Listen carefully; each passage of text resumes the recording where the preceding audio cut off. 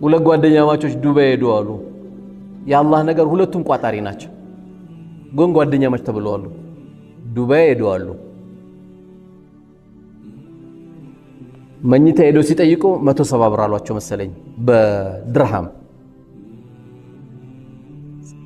ሰው ደግሞ ብዙን ጊዜ የሚያባዛው በኢትዮጵያ ነው የሚደምረው። ቶሎ ወደ ኢትዮጵያ ነው የሚመጣው አይደል? ወይ በኢትዮጵያ ሲያስበው አንድ ቀን ማደር 4000 ብር ይመጣበትና ያንቀጠቅጠዋል። ሁለቱም ቋጣሪ ስለሆኑ መስጊድ ሄዱና እንግሊዘኛ አይችሉም ወይ አረብኛ አይችሉም። ዘበኛውን ሄዶ እዚህ ጋር ማደር ይቻላል እንዲያሉ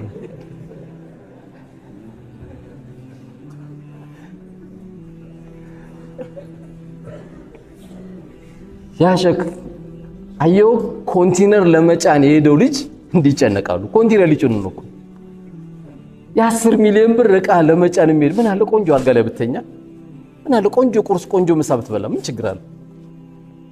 እንደውም የጠየቀውን ዘበኛ የሻይ ሰጣው ዱአ አርግልኝ ብለም ትወጣ አልነበረም ሆነ ያለበት።